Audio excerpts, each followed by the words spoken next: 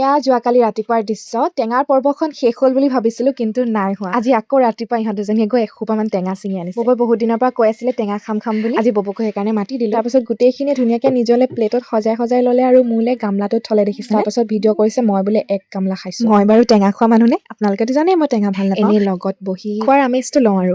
তাৰপাছত এয়া আজি পৰীক্ষা দি মেলি গোটেইখিনিয়ে চাহ একাপ খাওঁ বুলি ওলাই গৈছো। পৰীক্ষা যি হওক নহওক, কিন্তু পৰীক্ষাৰ শেষত কিবা এটা সন্মুখত লৈ আমাৰ গোটেই সোপাৰ লেকচাৰটো মেণ্ডিটৰী। বাকী বস্তু খাবলৈ অকাত নাই।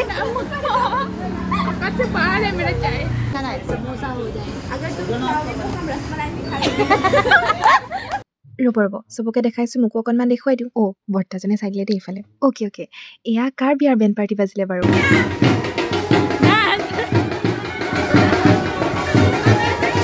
তাৰপিছত চাহ তাহ খাই মেলি গোটেইকেইজনীকে বাইক গৈ ঘৰলৈ আহিলো, আৰু আহিয়ে মা লগত বাহঁতৰ দোকানলৈ গ'লো ৰেচন আনিবলৈ। তাৰপিছত ঘৰলৈ আহি চন্দ্ৰসেৱা কৰিলো। আজি এটা বহুত ডাঙৰ পূৰ্ণিমা বোলে। অথনি মাম্পীয়ে কৈছিলে সৰুকে নিয়ম এটা কৰাৰ কথা। ক্লাছটো দেখি হয়তো বহুতে ধৰিব পাৰিছে নিয়মটোৰ কথা, যোনে গম পায়, আৰু যোনে এইবোৰত বিশ্বাস নকৰে সেয়া নিজৰ কথা। বাৰু এতিয়ালৈ এয়াই।